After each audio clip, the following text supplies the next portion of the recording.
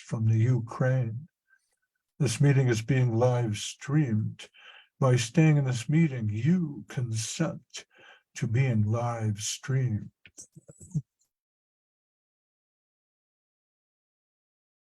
Anyone with access to the live stream can watch or share with others. Got it.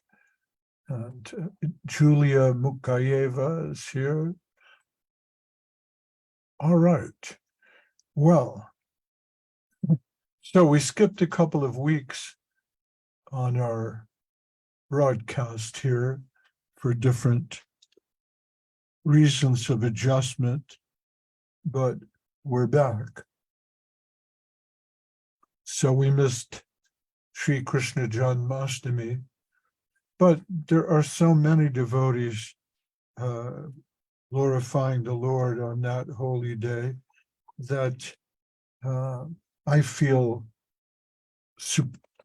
superfluous and unnecessary, and I'm sure for everyone from Avadut Maharaj to Madhusudan Maharaj, all the great sannyasis and sadhus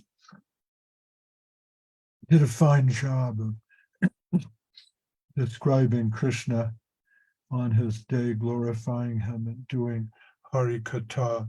Somebody asked me, they said, well, they were explaining the appearance day of Krishna to someone, and that person asked them, oh, so God has a birthday?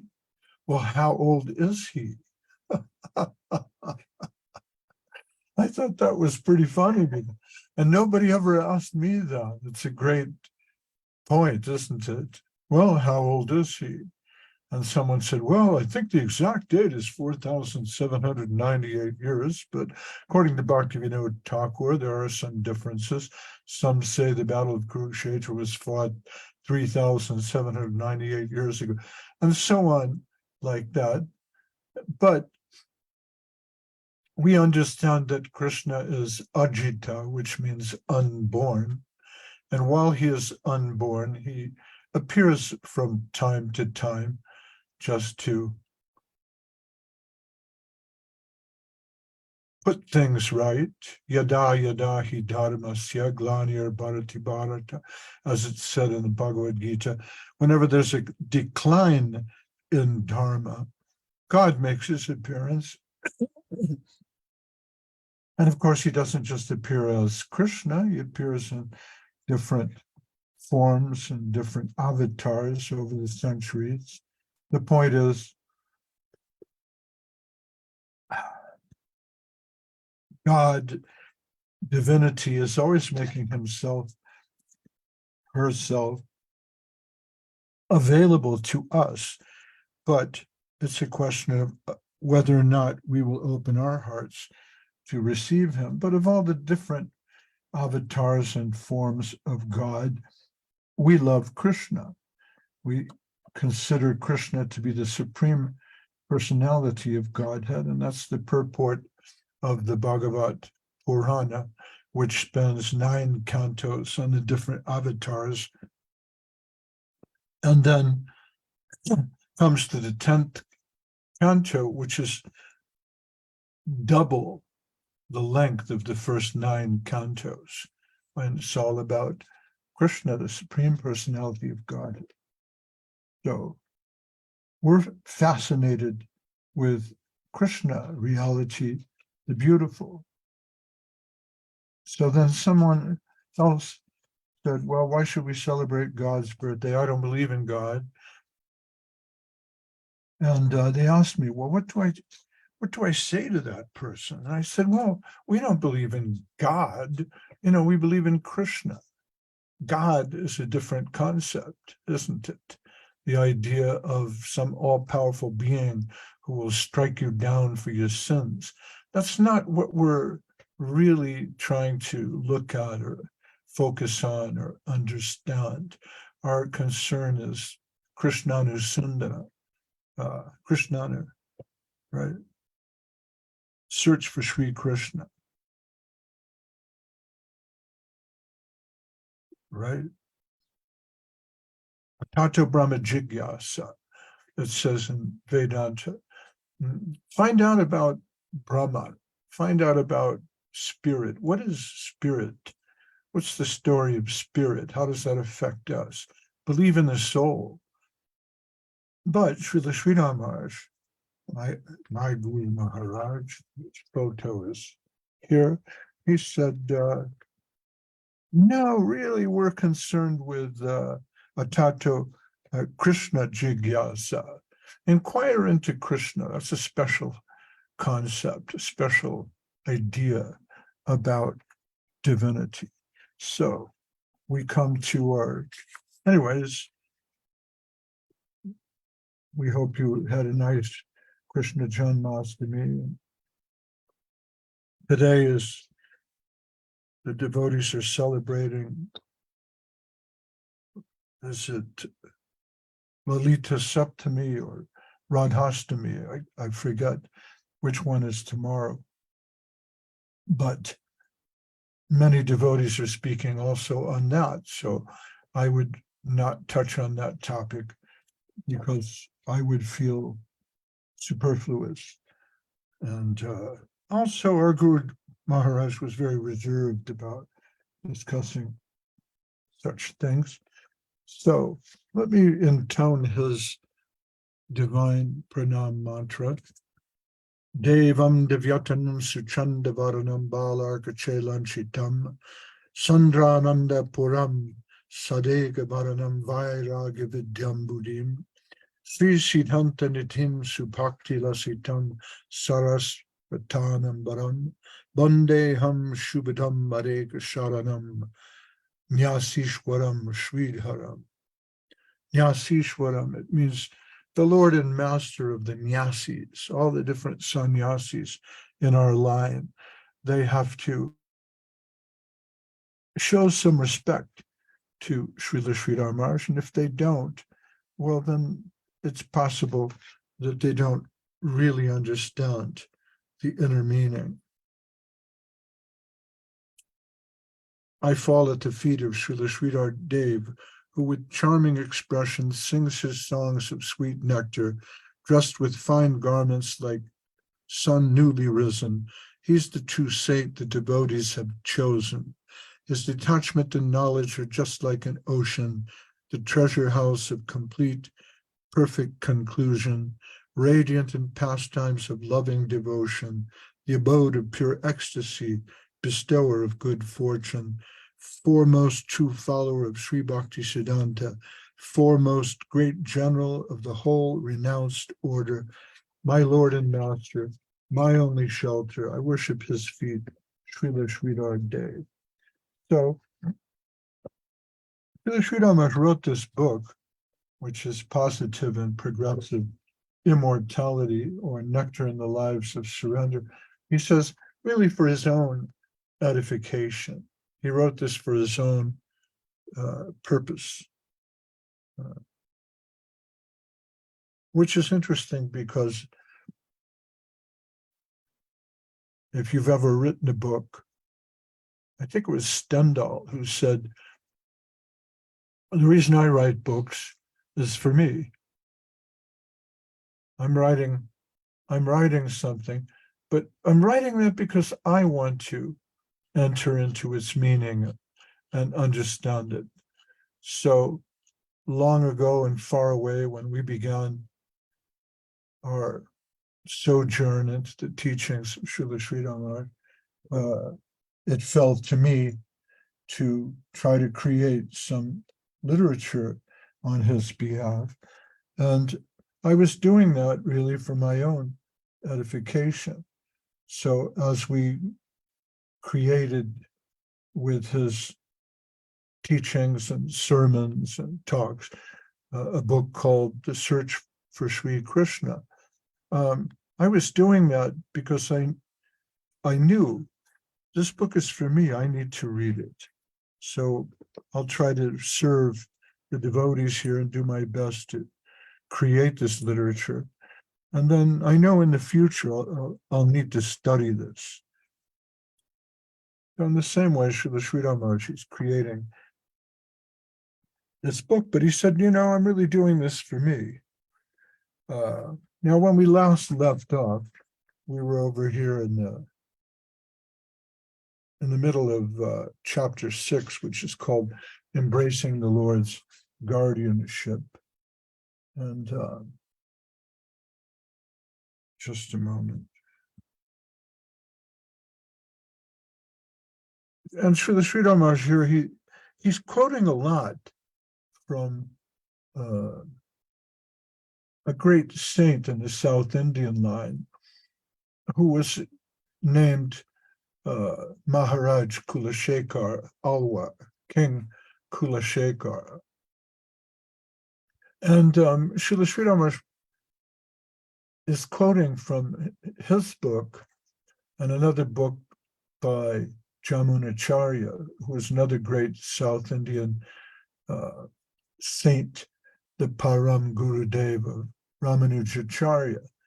And I find it interesting that he's quoting from these different personalities, because, of course, we can always quote from the Bhagavatam, but Krishna is also glorified in a number of different books and texts.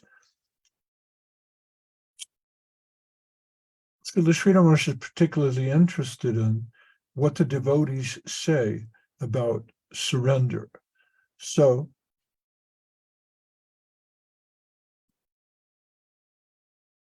our line comes from Sri Chaitanya Mahaprabhu and Srila Rupa Goswami.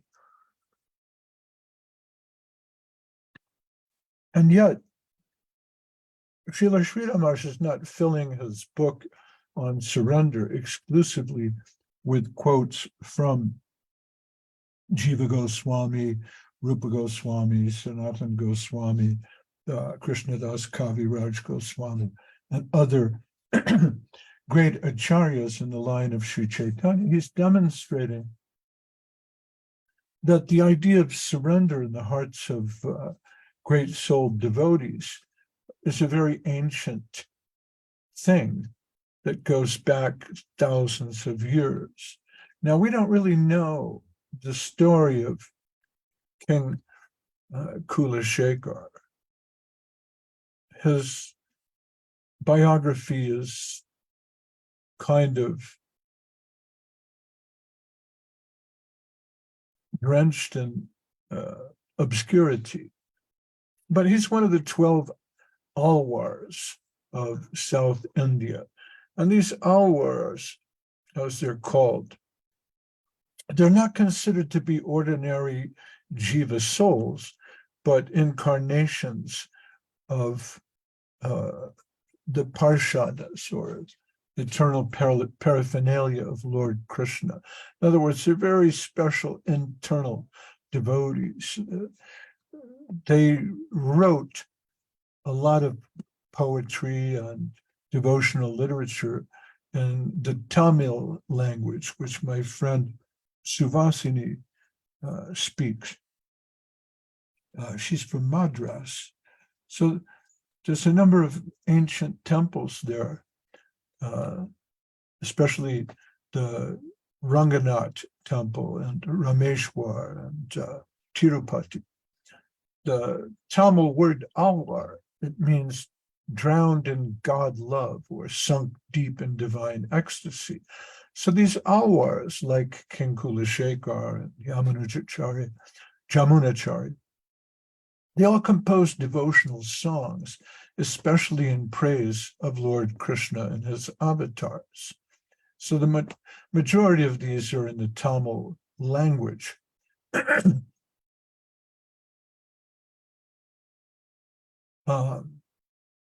So these Alvars like Natamuni, Jamunacharya, Ramanujacharya, Vedanta Deshika, they wrote not only in Sanskrit, but also in Tamil. Maharaj Kulashekar, according to my notes, was born in the royal family of the kingdom of Travancore in the southern half of modern Kerala in southwest India. And the rulers of these lands, they didn't own the kingdom. They were vassals and ministers to the Lord himself, the worshipable deity in the temple, who was the actual owner. And that's interesting because Srila Sri Ramaraj established the same system with the Sri Chaitanya Saraswat Mat in Navadvip. Now, some different parties may be interested in disputing the ownership of that temple, but the true owner of the temple is Gandharvika Giridhari, the deities. So the deity there was Ananta Padmanabha Swami, where this is in Tiruvananthapuram, near Kanyakumari, the southern tip of India. And different kings of Travancore would come before the Lord at least twice a day to see the arti and make their obeisances to Ananta Padmanabha Swami. And this was sort of the saintly quality of the ancient line of Vedic kings around the time of the appearance of Kulashekar Maharaj. And his father was Dhridavrata Maharaj. And he and his wife had problems having a son. So they prayed to Lord Narayan, who blessed them with a son. Now, these dates are perhaps a bit in dispute, but according to the temple records, shortly after the 27th year of the age of Kali, in around 3075 BC, in the cyclic year of the Brihaspati Samvatsara, called Prabhav, in the Tamil month of Masi, which is more or less the solar month of Kumbha, when the sun is in the sign of Aquarius, around February 13th to March 15th, when the moon was in the Punarvasu Nakshatra, the same as Lord Ramachandra himself, in the city of Tiruvanchikalam of the Koli land, Kerala, in the Charu dynasty.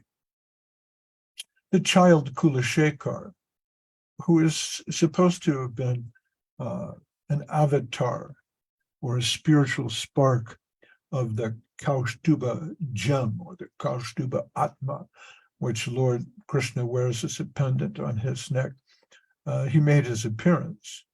And Prince Kulashekar was educated in all the arts of war and government and the learning of the Vedas and so on. He was trained as a king, but while he was later expert as a king, he didn't pay so much attention to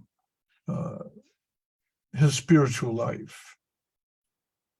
But it's said that the Lord sent his personal commander-in-chief, Vishvaksena, to Kulashekar and enlightened him. And being so blessed, Kulashekar would actually go into ecstasy and have spiritual visions and deep realizations, which he recorded in the form of devotional songs, and traveled to Sri Rangam and had darshan of Ranganath, who lies on the Nantasheshanag, loves the devotees of Krishna. He would visit the holy shrine of Tirumalai and take darshan of the deity there, Venkateshwar Swami. And this way, he became intoxicated by divine love and began studying carefully all the Vedas, the Puranas, and the Upanishads, the Mahabharata, the Ramayana. He particularly loved the Ramayana. Well, he was a great devotee of Krishna. And so as he went through these different literatures, he pulled out the best pearls of wisdom and strung them into a garland, a mala of poems called the Mukunda Mala. And this book is especially one of my favorites because my brahmachari name was Mukunda Mala Das.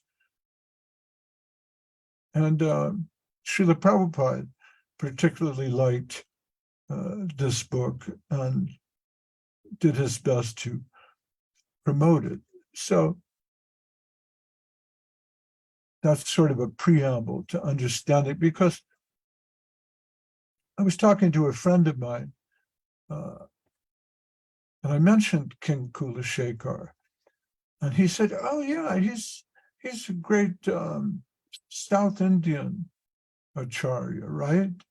I said, "Yeah," and my friend said, "Well, but of course they're followers of Vishnu. We're followers of Krishna."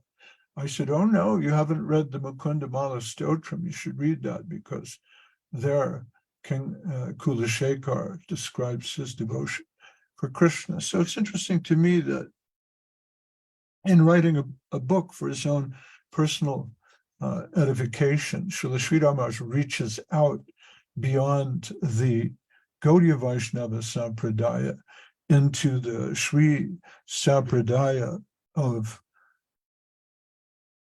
thousands of years ago, to King Kulashekar, who describes his devotion to Krishna and his particular need for Krishna's protection. And Srila Sri Ramar says, Upalabda Krishna Shrayaka Mangalasya Shashraya Prapti Vilambane Tada Prapti Sambhavanayam Udvega Prakasha. And he says, here in King Kulashekar, we find the expression of anguish in the suspense of delay in achieving the shelter of Lord Krishna, by one who realizes such shelter to be the only good fortune. Here's Kulashekar, he says, Krishna, Tvariyapada Pankacha Panjarantam, Adhyayavame Vishatu Manasaraja Hungsa, Prana Pranaya Samaye Kapapata Pitai, Kantavarodana Vido Smaranam Kutaste. Krishna Tvariya Parapankach Panjarantam, Adhyaiva Me Vishatu Manasaraja Hansa. He says, please let my mind become entwined in your lotus-like holy feet, just as the flamingo bird enters into the labyrinth of the lotus flower's stems. And he says, when at the moment of my last breath, my throat becomes constricted by the action of the bodily humors, air, bile, and mucus, how will I be able to remember you? So this is an interesting point. He says, prana prayana samaye kapavata pittai, kantava rodana vido smaranam kutaste. He's worried that, well, what if at the last minute I can't remember you? What if at the last minute I suffer from Alzheimer's or dementia or some sort of mental diminishment of my capacities, and I can't remember you? What will become of me? Please, let me take shelter of you now. And people have asked Srila Sri Ramakrishna in the Bhagavad Gita, it says that whatsoever one remembers at the time of death, it's in the 8th chapter, that will determine your next life, your next body. And in the story of Ajamil in the 6th canto, we find that Ajamil, while sinful, he remembers Krishna and chants the holy name of Vishnu at the moment of death. And so the Yamadutas are frustrated and don't come for him. So Srila Sri Ramakrishna was asked about this. Well, what if you can't remember because of some bodily defect or some mental defect, dementia, or some such thing? the torture of the soul's leaving its body at the time of death. What happens if you can't remember Krishna? Srila Sri Rama said, well, it's not simply the quality of one's remembrance at the time of death, but the quality of one's thoughts and meditations and prayers and life service and activity and dedication during one's lifetime. Because the more you absorb yourself in Krishna consciousness and devotional service and bhakti throughout your lifetime, the more your soul is permeated by that. And it's not a question of exactly what you're thinking of at the moment your soul leaves your body, but how you shaped your consciousness, how you live your life. You'll find that if you saturate your life with Krishna consciousness, you'll find that when you sleep at night, you'll dream about devotees, what a devotee said. You'll dream about Prabhupada or Srila Sridhar Maharaj or your Guru Dev, or you'll dream about the deities or your service, and you'll find that your life becomes more and more entwined in bhakti.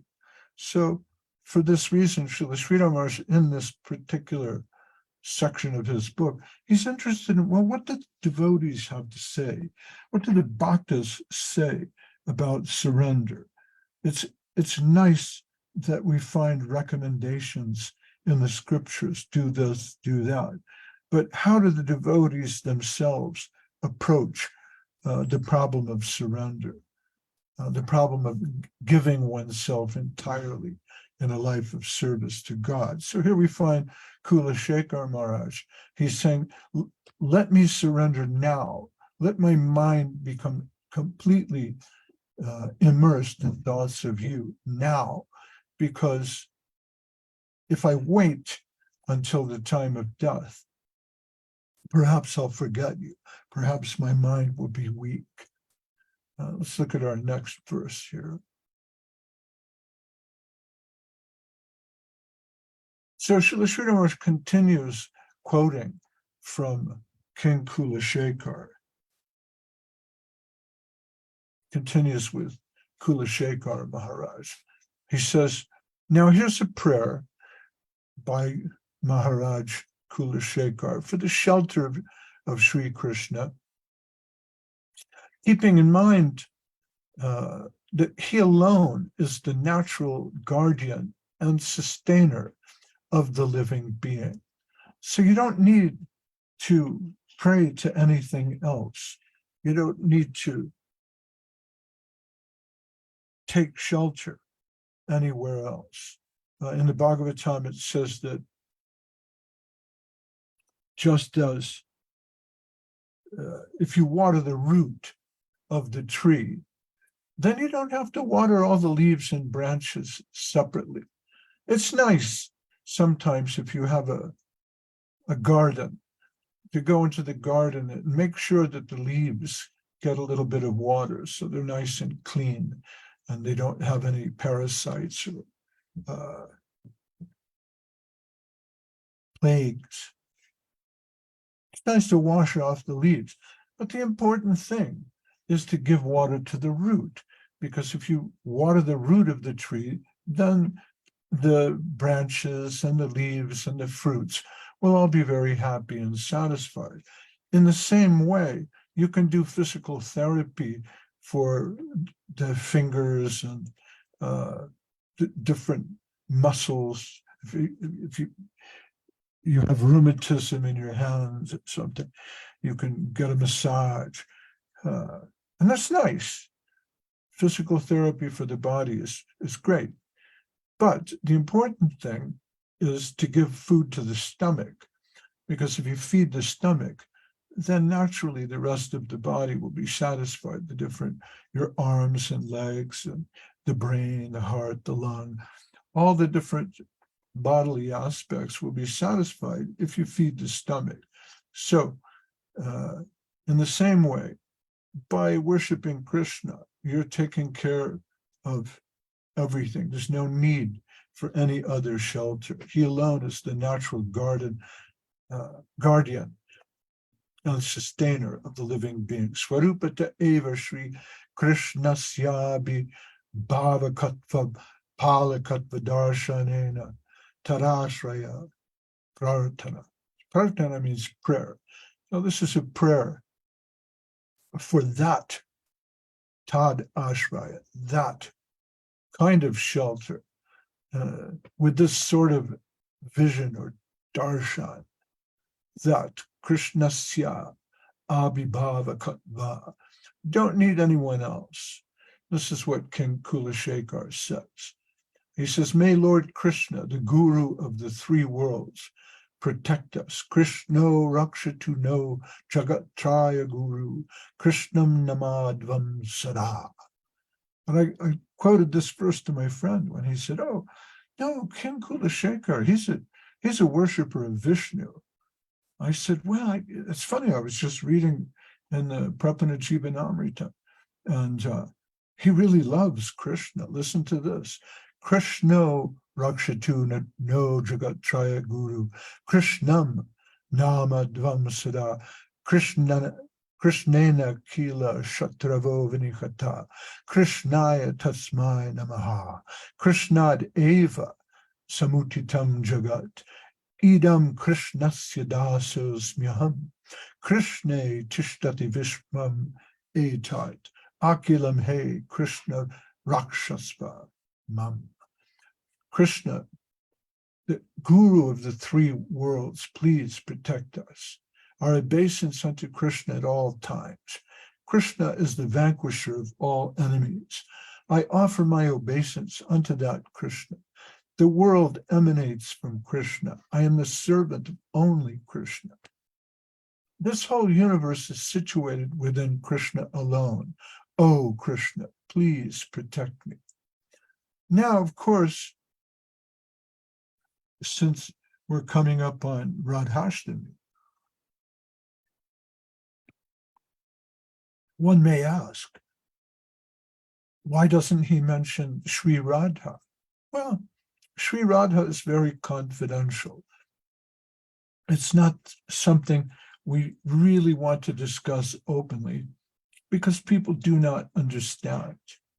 It's difficult enough for anyone to really get their mind around the idea that we're saying, well, God is a 16-year-old boy and he's blue and he plays a flute.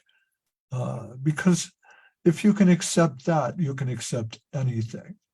That's such a complete suspension of disbelief that if you can accept that, you can accept anything. Of course, we have a long ontological explanation, which, as I said, the first 9 cantos of the Srimad Bhagavatam, which is a vast theological treatise in Sanskrit written thousands of years ago to back up what we're saying. But there are 9 cantos of the Bhagavatam precisely so that we have some background before we try to get our mind around the idea of Radha and Krishna. So this is a confidential idea. It's not something that's given out so easily. I read the other day Johann Wolfgang von Goethe. He said, it's important to read the classics and study ancient Greek, Latin, Sanskrit, because if you don't have 3,000 years of culture, then you're running on empty. Your gas tank is empty. You have 3,000 years of philosophy to draw on before you dive into the infinite. So do it. Go ahead. Have a look. But what you'll find is the Bhagavad Gita, while written thousands of years ago, still appeals to the greatest minds, philosophers, astrophysicists of the 21st century. because its message is so powerful and so deep. I think of Rudolf Otto was an obscure German theologist who wrote about the numinous, and his ideas informed other theologians writing in the 20th century, like Karl Barth and C.S. Lewis, who really liked his ideas. What Rudolf Otto pointed out was that you cannot prove with reason and argument the existence of the soul, but the existence of the soul, or Atma, should be taken as axiomatic truth before you proceed to any other sort of philosophical understanding. Reason is a poor corner of the conscious world. The higher order of consciousness involves communion with God. And the nature of Atma is it wants to seek out the super Atma. And I liked his ideas a little bit, and I thought, this sounds very much like something out of Vedanta. And I found that Rudolf Otto wrote about Ramanujacharya and Jamunacharya and was influenced by the Alwars. So these ancient Alwars, these ancient saints like King Kulashekar, they have had a powerful effect on not just Vaishnava philosophy, but even Christian and Protestant theologians like Rudolf Otto, Karl Barth, C.S. Lewis, who a bit obscure, but he was the author of the Chronicles of Narnia, which was made into a blockbuster Hollywood movie. So before we enter into Radha and Krishna and understand their highest domain, it's useful to try to get a handle on a few thousand years of ancient philosophy culminating in the first 9 cantos of the Bhagavatam. And only then can you go higher.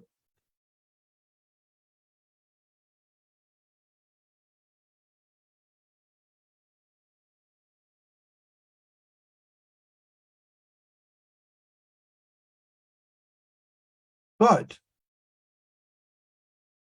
Kulashekar doesn't leave it there. He does go higher. And Srila Sri Ramar says, hey Gopalaka, hey Kripa, Chalanidhi, hey Sindhu Kanye Pate. Oh, Srila Sri Ramar says, Gopi Janavalabha Eva Paramapalaka. He points out that in Kulashekar, thousands of years ago, we find that the supreme guardian is Gopi Janavalabha, Sri Krishna, who takes care of the gopis, the beloved Lord of the gopis.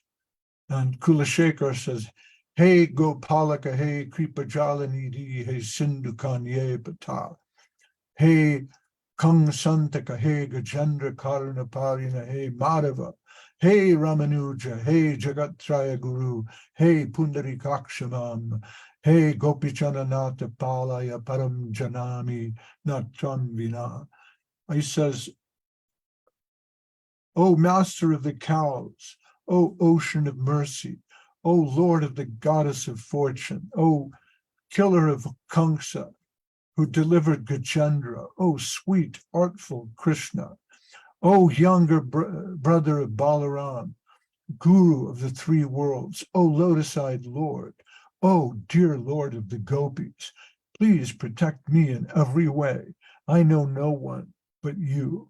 So here at Kulashekar Maharaj, he's not mentioning Srimati Radharani as the queen of the gopis, but he mentions Krishna as Gopi Jananata, the Lord of the gopis. So Kulashekar Maharaj is also maintaining confidentiality on this point. But we should not take Kulashekar Maharaj or his Mukundamala Stotram as mere Vishnuite worship of God the awesome, God the all-powerful, God the four-handed. Here he's offering his soul to Gopijana Vallabha, Gopijana Nata. Srila Sri Ramakrishna continues. Nitya Parshadapi Sarvatmana Sri Krishna Ashrayam Partayante. Says even the eternal associates of the Lord pray wholeheartedly for his shelter.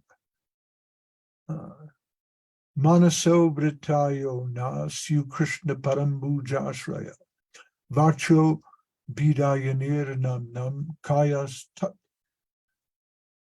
Pravanadi Shu. Even O Uddhava, may our thoughts take refuge in the lotus feet of Sri Krishna. May our words be the chanting of his holy names, and may our bodies be engaged in making obeisance unto him. This is from Sri Nanda.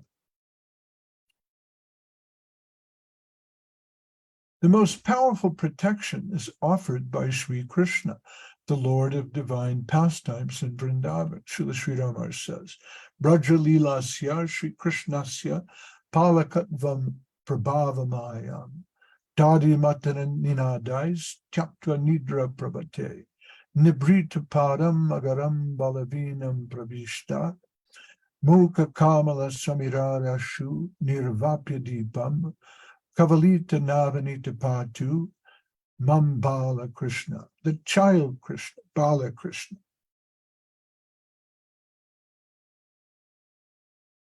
Who, awakening by the sound of butter churning, stealthily enters the homes of the cowherd ladies, swiftly blows out the lamps with the breeze of his lotus mouth, and devours the fresh butter. May he kindly protect me.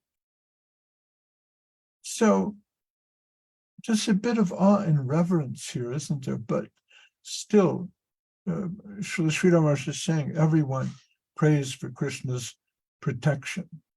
There's a bit of Jnana Bhakti, Jnana Mishra Bhakti, maybe, involved in trying to understand the ontological position of Sri Krishna as Bhagavan, Supreme Personality of Godhead. But at our stage of sadhana bhakti, without a little bit of awe and reverence, a little bit of understanding of that position, it may be dangerous to talk too much about the sweetness of Krishna's pastimes, because we run the risk of thinking of Krishna as an ordinary person.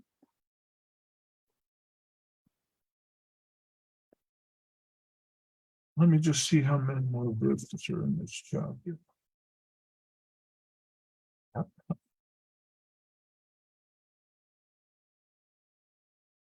Or maybe we can finish this. We're on verse 13. Now, from King Kulashekar,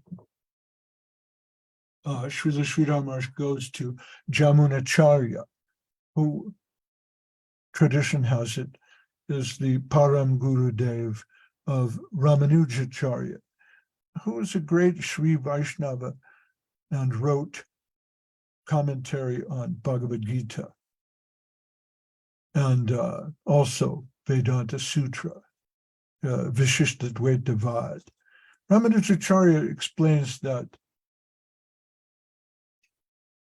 a certain oneness exists between a ray of sunshine and the sun itself, because a ray of sunshine, well, it's sun. We go outside and say, I'm going to take the sun. But it's not the same thing as the actual sun planet itself. You can't walk on the sun. It will burn you to a crisp very quickly. But there's a relationship between the sun and the sunshine. In a similar way, there's a relationship between God and the individual soul. This is called the Vishishtadvaita Vad doctrine of Ramanujacharya, one of the commentators of Vedanta. And it's a very useful analogy to understand that you may be godly, but you're not God himself. You cannot stand in front of the ocean and say, I'm going to stop the tides. You do not control the sun and the moon and the rain. So this is put very nicely by Ramanujacharya, and Ramanuj was a student of Jamunacharya. And like Kulashekar, Jamunacharya wrote a number of different devotional poems, one of the most outstanding of which was called the Stotra Ratnam, or the jewel of poetry, the jewel of stotrams. So Srila Sridhar Maharaj, he says, Sarvata yogata hinasyapi prapatav anadhikaro na. Even a totally unqualified person is not unfit to surrender. And I was reading, somebody posted on Facebook something that Srila Sridhar Maharaj said about the pandas of Jagannath Puri. And coincidentally, I read something that Prabhupada was saying about the pandas. These are the priests who maintain and control the Jagannath temple. And Srila Sridhar was saying, we may not bother them. They have a very high standard that they wish to maintain about their particular temple. And so they exclude the Western devotees, thinking that these Western devotees, they come in contact with very contaminated things. And so we don't really want them inside our temple because they will do and say things that don't go according to our standard. And Srila Sridhar Maharaj said, that's their way. We should not try to disturb them.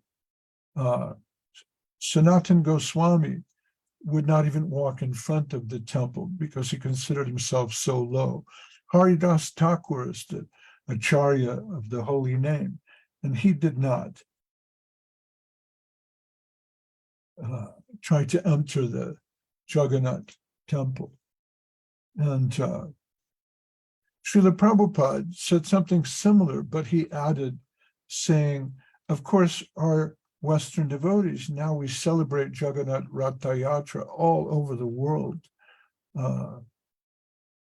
So we may not have the great necessity to enter into the original temple, respecting the wishes of those pandas there who try to maintain their standards. And I thought, okay, I understand that. And it's very true, the Western devotees. And then I was looking at some Facebook page where they were celebrating Govinda Maharaj's arrival to one of the temples. And there's the devotees, it's a photograph I saw. There's the devotees in front of the temple. They're just joyous. They're falling on the ground. They're offering their obeisances with tears in their eyes. They have flower garlands. Govinda Maharaj is getting out of a car. He's just so happy to see so many thousands of miles away from Navadvip and in London town. The devotees are celebrating Sri Krishna. But I noticed in the photograph next door to the temple, there's a chicken place. It's a fried chicken restaurant. And the devotees, they have to find a center where they can, according to their need, according to what they can afford to rent or buy.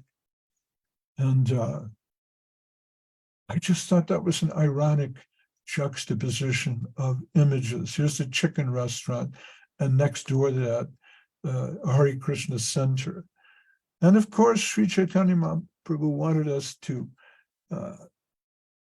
Pritivite Achayate Nagarari Gram Sarvatra Patra Hoibe Moranam. He said, in every town and village, the holy name of Krishna will be preached. And here's the example.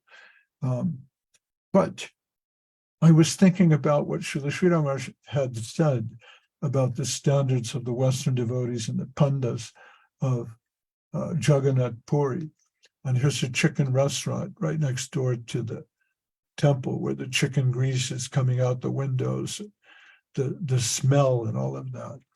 So strange. But the point is, even a totally unqualified person is not unfit to surrender. So there may be people in India who see people like me and they think, well, he's a white man.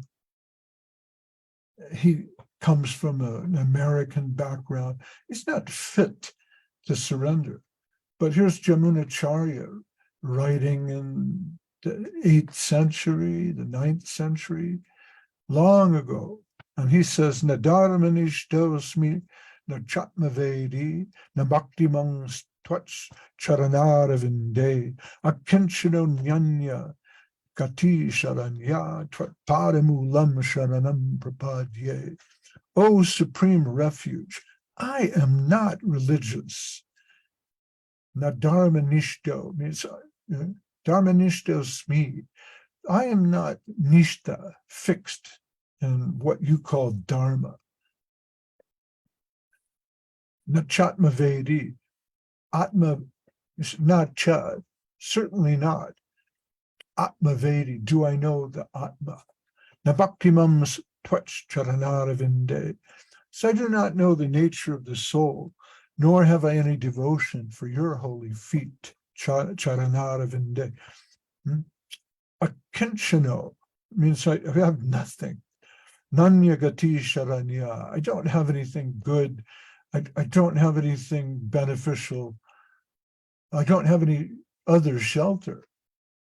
But padamulam sharanam prapadya, such as I am, I surrender unto the dust of your lotus feet. So I may not come from a good birth. I have no particular qualification. I'm not learned. I don't understand the nature of the soul. I might even be an atheist. But such as I am, I surrender unto the dust of your lotus feet. Padamulam sharanam prapadye. And Srila Sri Maharaj continues. He says, Sri Bhagavata Kripavalokanam Evashraya Dattritvam. He says, the shelter of the Supreme Lord is awarded by his merciful glance. His point is, mercy is above justice. It's not that because you read the Vedas and your father was a Brahmin, or because you have a true piece of the true cross hanging around your neck, or you're an ordained priest, or you were named as the owner and controller of a temple. There's no justice. The shelter of the Supreme Lord is awarded by his merciful glance. It's something that comes by kripa, kripavalokanam eva ashrayam. That's it. It's only mercy. And he continues quoting from Jamunacharya. Aviveka kananda dinmuke bahuda santata dukkha varshini Bhagavan bhava durdine pata skalitamam avalokyachuta. It says, oh Lord, spreading darkness in all directions, the clouds of ignorance are constantly raining multifarious calamities. I have lost my way in this storm of material suffering. Oh, infallible Lord, kindly cast your glance upon me. So this is the right attitude This is why Srila Sri Ramakrishna talks about increasing your negative tendency. Doesn't mean you should be a negative person. He said we need to increase our negative tendency, because if you feel that you need God, God will come to you. If you feel that you need Krishna, then he will come to you. If you feel, I'm cool, I've got first initiation, second initiation, third initiation, I'm working with so-and-so Maharaj, we're collecting money for a temple project. Or if you're thinking, I'm blessed, I don't need the mercy of God, then how will you get the mercy? You have to have a need for that.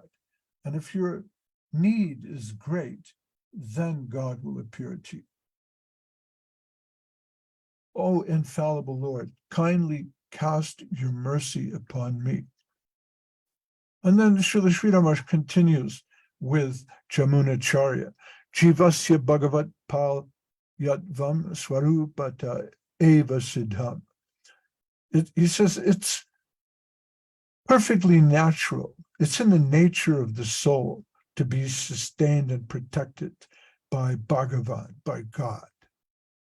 And he quotes again from Jamunacharya, Tadaham tvadrite nanatavan, madrite tvam dayaniyavan nacha, vidi nirmitam etad anvayam, Bhagavan palaya masva jihaya. He says, oh Lord, without you, I don't have anyone to guide me. I have no guardian. But without me, you don't have a fit recipient for your mercy. This is our relationship as creator and created. So please take me, take charge of me. Don't leave me, oh my master. Now, getting back to what we were saying before about the different Christian theologians and so on. Another thing that the Christian theologians like Rudolf Otto and company rescue from the South Indian Alwars is this idea of prapati. So our book is called Prapanna Jivanamritam. And this idea of prapati or prapanna is really accented by these South Indian Alwars. Later, the idea of surrender, giving oneself completely, may be also incorporated by different Christian theologians in their work. But it's interesting in that the ordinary Sanskrit term for surrender might be something like Sharanagati, which means the way of taking shelter. But here, Sri Ramakrishna likes Prapanna, which is this term used in the teachings of Jamunacharya and Pinkula Shekhar. Prapanasya vivida seva sambandha. Sri Ramakrishna says, a surrendered soul has different kinds of serving relationships with the Lord. So this will later play into Srila Rupa Goswami's analysis of rasa in the Bhakti Rasamrita Sindhu. Pita tvam mata tvam daita tanayas tvam priya surit tvam eva tvam mitram gururapi gatis chasi jagatam Kadiyas twad brityas tava parijanas tadgatiraham prapanas chaivam satvaham api tavaivasmi hibara. So we find this word prapanna, which is the original title of our book, Prapanna Jivanamritam, given here by Jamunacharya, where he explains that, he says, oh Krishna, for the entire creation, you are father, mother, beloved son, well-wisher and friend. You are the universal guru, the ultimate refuge, and I also am yours, sustained by you, a member of your family. You alone are my shelter. I am your surrendered soul, and such as I am, your dependent. So this idea that there are various different relationships with the Supreme Personality, we find here in Jamunacharya, but only really clarified and given in great depth by Srila Rupa Goswami.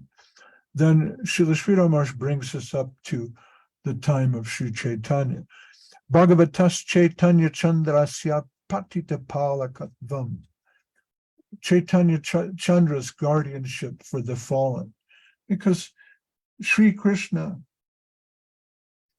in a sense, this is very remote and unattainable for us. So it's said, Matala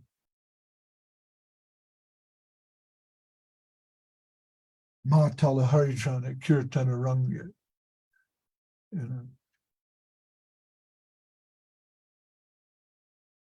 That the pastimes of Sri Krishna, we keep that on our head, but we try to immerse ourselves in the kirtan of Sri Chaitanya. And in that sense, especially Nityananda Prabhu also and Gurudev, there are protectors.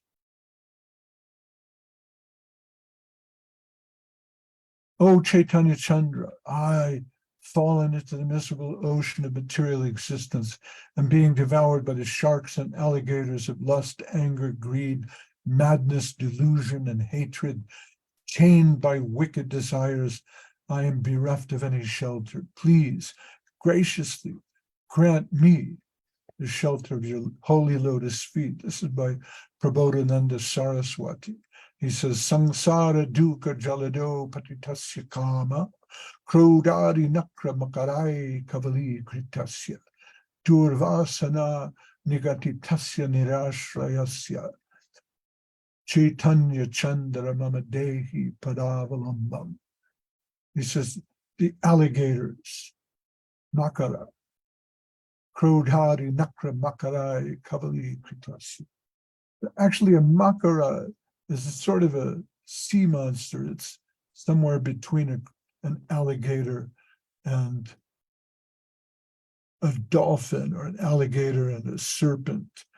And you will see makara on Krishna wears makara earrings, and sometimes on different temples, especially in Chinese and Thai Buddhist temples, you'll see these things coming off the roof. That's a reference to the makara.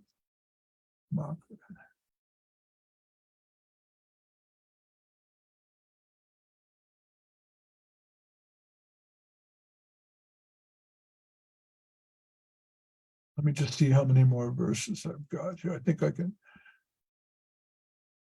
can finish this chapter.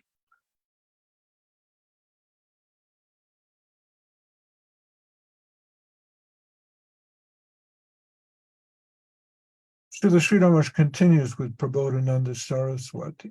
He says, even better than Krishna, the shelter of Sri Gaurachandra gives hope to the hopeless. Nirashasyapyasha pradam Gaura sharanam ahanta hanta paramoshara chitta bhumo vyarati bhavanti mama sadhana kotayapi sarvatma tada hamadbhuta bhakti bijam Sri Gaurachandra charanam karomi. He says, alas, to cultivate the barren and rocky desert land of my heart, tens of millions of assiduous attempts have proven to be simply futile. Therefore, with all the will at my command, I embrace the shelter of Sri Gaurachandra's lotus feet, the source of the miraculous seed of pure devotion.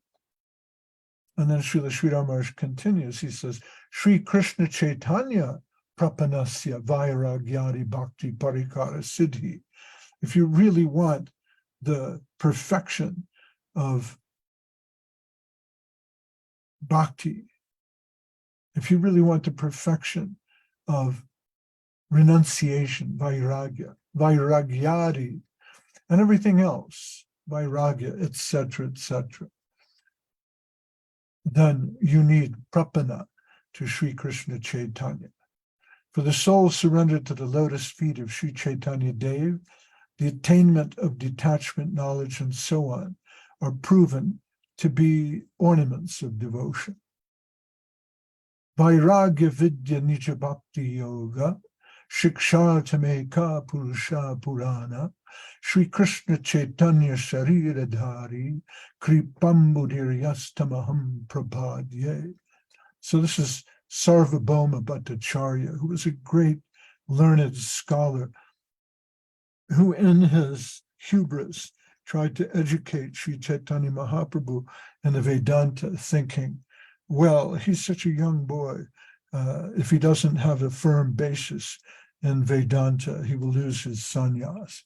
And only to discover that Sri Chaitanya Mahaprabhu was the origin of the Vedas. So he wrote this pranam mantra to Sri Chaitanya Mahaprabhu. Vairagya vidya nija bhakti yoga, shikshartameka purusha purana, Sri Krishna Chaitanya Shariradhari, kripambudiryastamaham prapadye.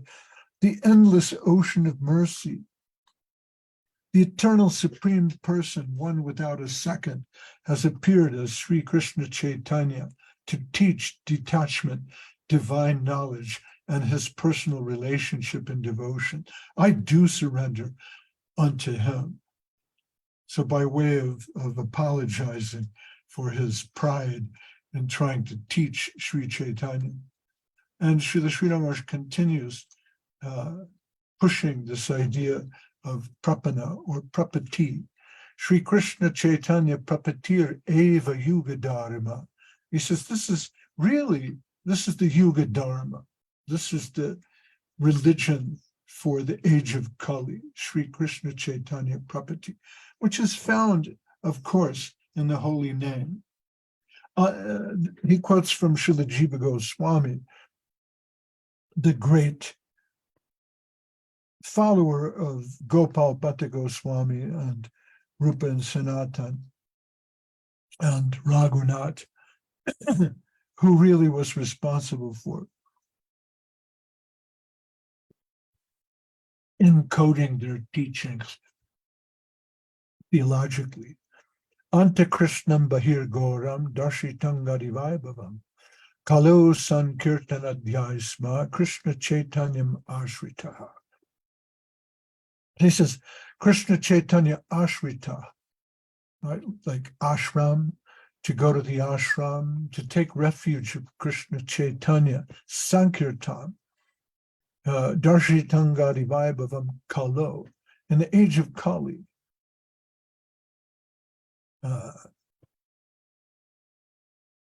Jiva Goswami says, accompanied by his divine entourage, the Supreme Lord Sri Krishna Chaitanya has appeared in all his pristine glory.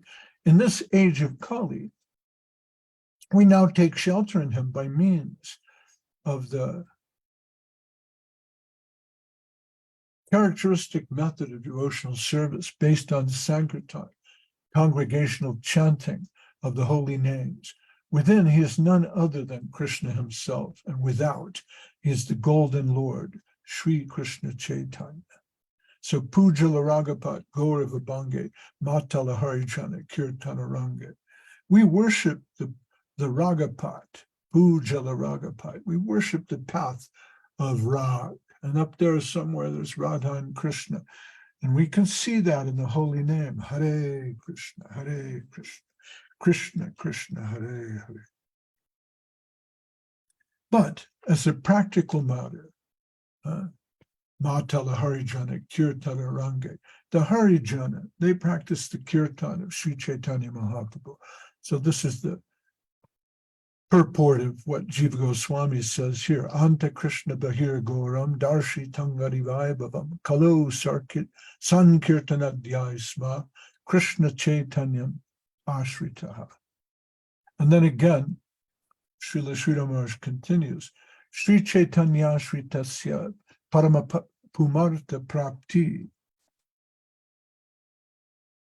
Says the soul surrendered to Sri Chaitanya Dev attains the supreme perfection of human life. So in order to understand Krishna, if we're to access truly the teachings of King Kulashekar from thousands of years ago, we need to reference Sri Chaitanya Mahaprabhu and absorb ourselves in him. And that can be done by following his followers like Bhaktivinoda Thakur, Srila Bhaktisiddhanta Saraswati Thakur, and my Guru Dev, Srila Sridhar Maharaj and his followers. Yo Jnanamatam Bhuvanam Dayalur, Ulagayam Api Akarot Pramatam, Svaprema Sampat Sudayad Bhuteham Sri Krishna Chaitanya Amum Prapadye. So again, you have this expression, Prapanna, Prapadye, means surrender. I surrender until that performer of miraculous deeds. And you think, well, miracles, are there really miracles? Do miracles truly exist? Well, Srila Sridhar Maharaj and Srila Prabhupada performed miracles by inducing teenaged hippies from the United States, England, Russia, internationally, all over the world, to chant the holy name of Krishna. That's a miracle. It's a miracle that we're here today and I'm discussing Prapanna Jivanamritam with you folks, isn't it? I surrender unto that performer of miraculous deeds, Sri Krishna Chaitanya, the merciful Supreme Personality who delivered the insane universe from the disease of ignorance, and then drove the world stark mad with the nectarine treasure of his sweet love divine. Yo Jnanamatam Bhuvanam Dayalur, Ulagayan Apya Karot Pramatam, Svaprema Sampat Sudayad Bhuteham, Sri Krishna Chaitanyam Amum Prapadye. So who says this? Krishnadas Kaviraj Goswami, the author of the Sri Chaitanya Charitamrita. And this is followed by a verse from Srila Rupa Goswami to close the chapter. And so Srila Sridhar Maharaj explains, to sum up the chapter, he's giving his conclusion. Shruti Vimigra, Sri Harinama Sangshayanam Eva, Parama Muktanam Bhajanam. And he's adding a bit of a pun here, Parama Muktanam Bhajanam, because he's mentioned King Kulashekar, whose famous book was the Mukundamala Stotram. And I went to Srila Sridhar Maharaj and I asked him, what does this mean, Mukundamala? And he said, well, you tell me. And I said, well, yes, it's a reference to a book by King Kulashekar. He said, yes, it's very good. But what does Mukunda mean? I said, well, Mukunda is the name of Krishna. It means the giver of liberation. And he said, no. He said, you have to look at the root. Mukunda, muktim kukutsit dadati. It says Mukunda means someone who gives dadati something which makes mukti look kukutsit, ugly. Krishna gives something that makes mukti look ugly. In other words, parama muktana, the supreme liberation. Mukti means liberation, but supreme liberation is positive and progressive mortality. So Srila Srinivas was explaining earlier in this chapter from Jamunacharya, there's different relationships with divinity. And we aspire to a higher, intimate, personal relationship with the personality of Godhead.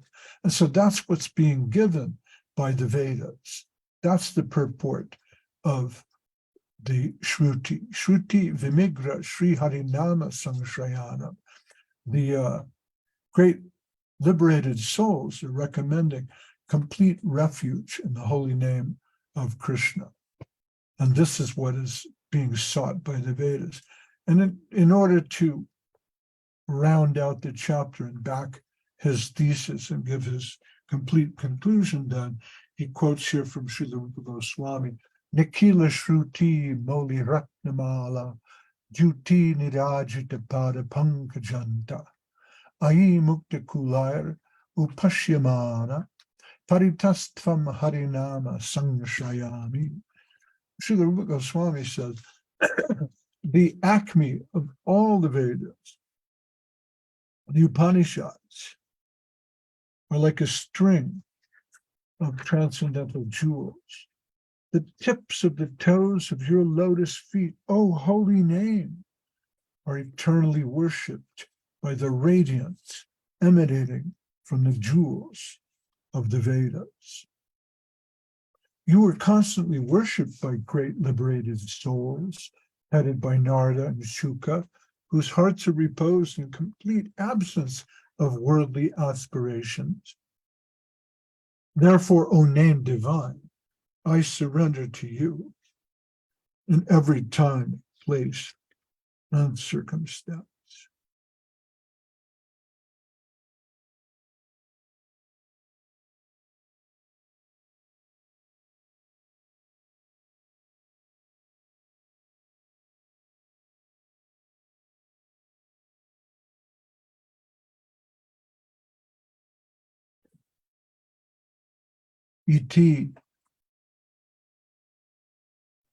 Iti Sri Prapanna Jivanamritam Sripad Tantaragatam Gotrite Baranam Nama Shastu Dwar. Thus ends the 6th chapter, embracing the Lord's guardianship, words of nectar from the devotees, and the life nectar of the surrendered souls, positive and progressive immortality. So we finished chapter 6. The next chapter will be full self-surrender. And I'm reading a little bit off the computer, so I'm not looking at the screen and seeing all of you. So I don't know how many people are still left in the talk.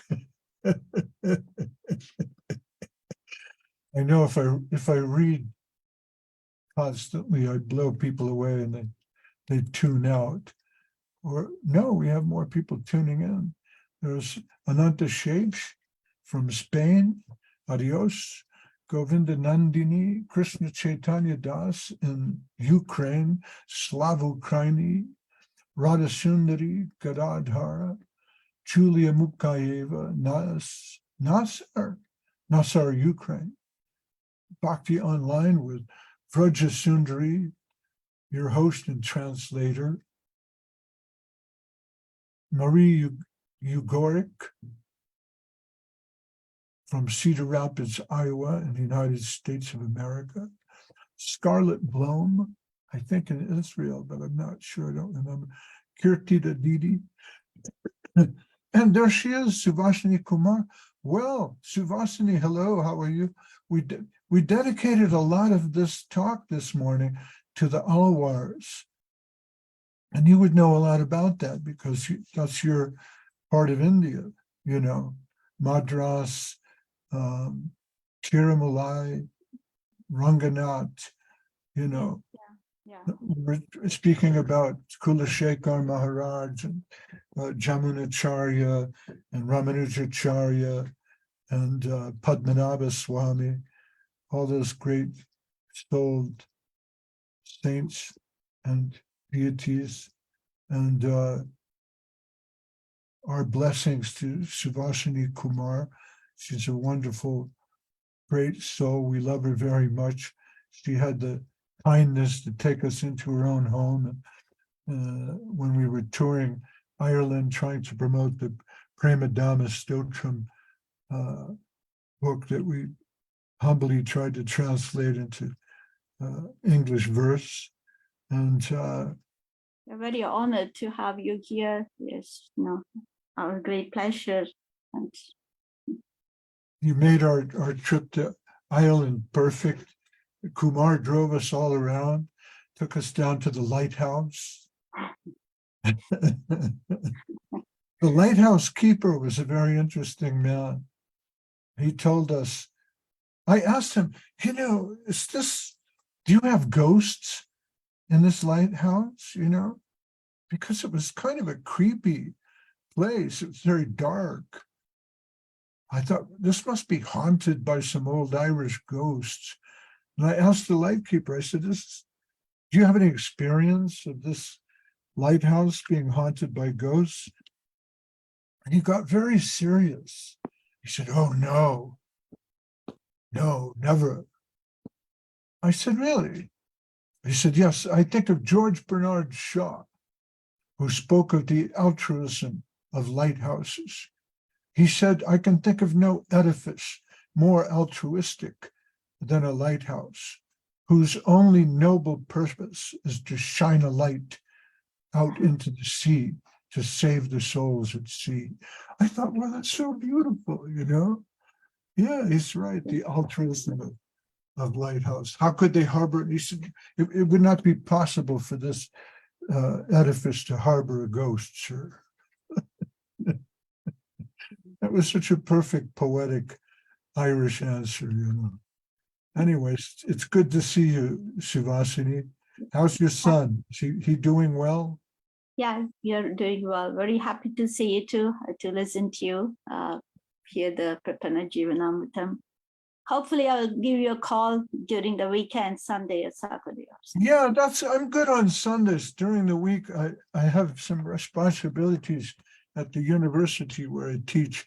And it's one of those sorts of things where you get involved all the time and you're thinking about it, So between that and this, I'm always thinking about, Krishna consciousness, or some kind of academic problem. And I get busy with that. And plus, Sivasini Kumar, you should know I'm a very introverted person, and it's difficult for me to connect with other people.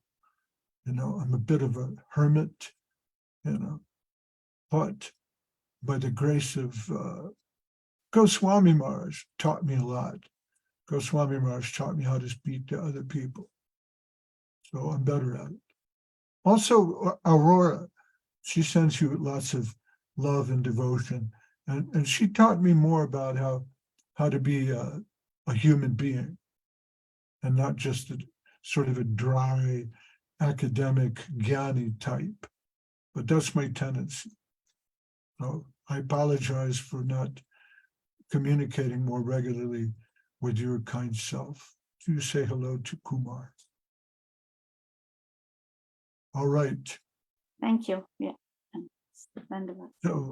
So this is a great and wonderful little book here. You can really dive and surface and find a lot of nectar.